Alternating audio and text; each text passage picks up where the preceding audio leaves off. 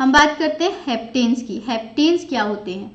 हेप्टेन्स single antigenic determinant होते हैं, यानी इनके पास केवल एक ही एंटीजेनिक डिटर्मिनेंट होता है, यानी हम कह सकते हैं केवल सिंगल एपिटोप पाया जाता है। ठीक है, एक ही एपिटोप मिलेगा। So size of the molecule is a critical factor in its immunogenicity we know, क्योंकि बी लिम्फोसाइट केवल तब एक्टिवेट हो सकती हैं जब उनका एंटीजन रिसेप्टर क्रॉस लिंक करे एक से ज्यादा आइडेंटिकल एपिटोप के साथ। यानी कि हमने बोला कोई भी बी लिम्फोसाइट जो होगी वो तब एक्टिवेट होगी जब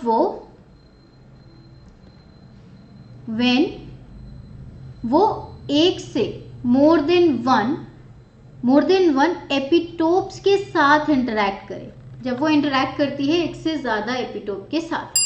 अब हमारी हेप्टेन में होती है सिंगल एपिटोप, यानी कि हेप्टेन बी लिम्फोसाइट को अकेले एक्टिवेट नहीं कर सकते। ठीक है, इसका मतलब ये क्या करते हैं, ये पहले सिग्नल का काम करते हैं। They serve as the signal to cell, then send the message through the signal transduction complex to activate the cell. Now molecule जिसमें केवल एक ही हेप्टेन एपिटोप पाया जाता है उसे हम हेप्टेन कहते हैं, क्योंकि वो केवल एक ही जगह पर बाइंड कर सकता है बी सेल रिसेप्टर पे। देखिए बी सेल है, बी सेल के ऊपर जो रिसेप्टर पाया जाता है वो होता है आपका IgM। अब ये जो IgM है इसके पास दो जगह है, एक यहाँ पर एपिटोप बाइंड करेगा, एक यहाँ पे हमारे, और ये जब दोनों से बाइंड करेगा तब जाके ये एक्टिवेट होगी। तो कम से कम दो तो होने ही चाहिए एपिटोप। अब दो नहीं है, हमारे हेप्टेन के पास सिंगल है, इसलिए इम्यूनोग्लोबुलिन को या बी सेल को ये एक्टिवेट नहीं कर पाते हैं हेप्टेन्स। नाउ टी सेल्स क्या करती हैं? अगर हम टी सेल्स की बात करें तो टी लिम्फोसाइट जो होती हैं वो 10 से लेके 20 अमीनो एसिड की लेंथ को रिकॉग्नाइज करती हैं जब वो पेप्टाइड उन MHC मॉलिक्यूल के ग्रूव में जाता है। MHC मॉलिक्यूल क्या होते हैं? मेजर हिस्टोकम्पैटिबिलिटी कॉम्प्लेक्सेस होते हैं, जिनके बारे में हम लोगों ने लास्ट क्लास में बात भी की थी। सो MHC मॉलिक्यूल्स की अंदर, उनकी ग्रूव के अंदर 10 to 20 अमीनो एसिड्स की लेंथ में टी लिम्फोसाइट्स अंदर जाते हैं और एंटीजन प्रेजेंटिंग सेल अपने MHC मॉलिक्यूल से उन पार्ट्स को, उन पेप्टाइड्स को रिकॉग्नाइज करती है, उनको शो करती है, प्रेजेंट करती है, तब जाके टी लिम्फोसाइट्स एक्टिवेट होती हैं और TH सेल और TC सेल बनते हैं। अब ज़्यादातर ड्रग्स जो होते हैं वो बहुत ही कम मॉलिकुलर वेट के होते हैं और इसीलिए वो इम्यून रिस्पॉन्स जनरेट नहीं कर पाते और इसीलिए वो हेप्टेन का काम करते हैं। लेकिन जब वो हेप्टेन बॉडी के अंदर आ जाते हैं तो वो बॉडी की प्रोटीन के साथ इंटरेक्ट कर लेते हैं, जुड़ जाते हैं। इन प्रोटीन को हम एज अ कैरियर देख सकते हैं। अब जो हेप्टेन और कैरियर का कॉन्जुगेट होता है वो एक इम्यूनोजन का काम करता है और उसकी वजह से एलर्जिक रिस्पॉन्सेज जेनरेट हो जाते हैं। सो हेप्टेन की अगर हम बात करेंगे, हेप्टेन सिंगल एंटीजेनिक डिटर्मिनेंट होते हैं जिनके पास केवल एक ही एपिटोप होता है और इस कारण से वो बी लिम्फोसाइट को एक्टिवेट नहीं कर सकते। और जो टी लिम्फोसाइट्स हैं उनके एक्टिवेट होने के लिए 10 से 20 अमीनो एसिड होते हैं, चाहिए होते हैं, जो कि वो MHC मॉलिक्यूल के ग्रूव में प्रेजेंट किए जाते हैं। अब वो भी अगर नहीं है तो फिर वो भी आपके नहीं आ सकते। हेप्टेन पे नहीं जा रहे, हेप्टेन बहुत छोटे हैं इसलिए वो भी नहीं आ रहे, तो इम्यून रिस्पॉन्स हेप्टेन जनरेट नहीं करते। और ज़्यादातर जो ड्रग्स होती हैं वो हेप्टेन की तरह काम करती हैं, क्योंकि साइज में होती हैं छोटी, इसलिए वो हमारे इम्यून सिस्टम को एक्टिवेट नहीं कर पाते, सिर्फ उस माइक्रोब के अगेंस्ट लड़ाई करती हैं। लेकिन अगर ये बॉडी के अंदर आ जाएं तो कई बार ये ड्रग क्या करते हैं, ये किसी प्रोटीन से इंटरैक्ट कर लेते हैं, जुड़ जाते हैं, कॉन्जुगेट बना लेते हैं, कोवेलेंटली अटैच होके।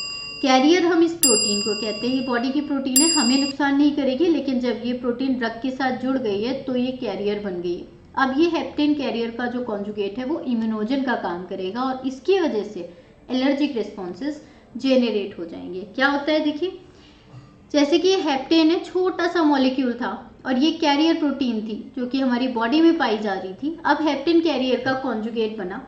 अगर हम इस हेप्टेन कैरियर के कॉन्जुगेट को चेक करने के लिए रैबिट को इम्यूनाइज करें, रैबिट के अंदर डालें, इंजेक्ट करें, तो हमें 3 तरीके की एंटीबॉडी मिलेंगी। कुछ होंगी जो केवल हेप्टेन के लिए बनेंगी, कुछ होंगी जो केवल कैरियर के लिए बनेंगी और कुछ होंगी जो हेप्टेन एंड कैरियर के कॉन्जुगेट के लिए बनेंगी। तो अगर हमने इंजेक्शन दिया है केवल हेप्टेन का, यहाँ से हम देखेंगे केवल अगर हम हेप्टेन का इंजेक्शन देते हैं तो हमारी एंटीबॉडी नहीं बनती। अगर प्रोटीन कैरियर का देते हैं तो केवल प्रोटीन के अगेंस्ट बनती है, जैसे कि बोवाइन सीरम एल्बुमिन यहाँ पर लिया गया है। अगर हम हेप्टेन और कैरियर का देते हैं तो हमें 3 तरीके की मिलती हैं कॉन्जुगेट से। एंटी डीएनपी जो बहुत ज़्यादा मिलती है, यानी हेप्टेन के अगेंस्ट हमें मैक्सिमम मिल रही हैं, और बाकी दोनों जो मिलती हैं वो कम मिलती हैं, ये भी कम और ये भी कम। ठीक है, अब एक एग्जाम्पल है इसी का, penicillin induced hyper sensitivity.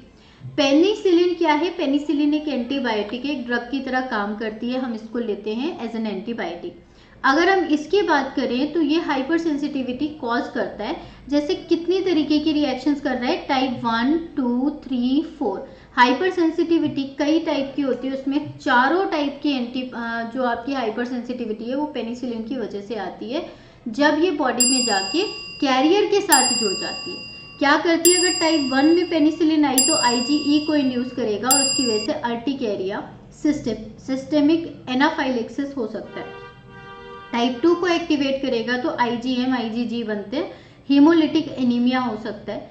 Type 3 में जाके आपकी इम्यूनोग्लोबुलिन जी को एक्टिवेट करता है, सीरम सिकनेस एंड ग्लोमेरुलोनेफ्राइटिस हो सकता है। एंड अगर नंबर 4 को करें तो आपकी जो डिलेड टाइप हाइपर सेंसिटिविटी है टी सेल की वजह से होती है और कॉन्टैक्ट डर्मेटाइटिस हो सकता है। ये सब पेनिसिलिन की वजह से है, जो पेनिसिलिन एक हेप्टेन था और वो बॉडी में जाके कॉन्जुगेट होके इसको डिजीज कॉज कर रहा है।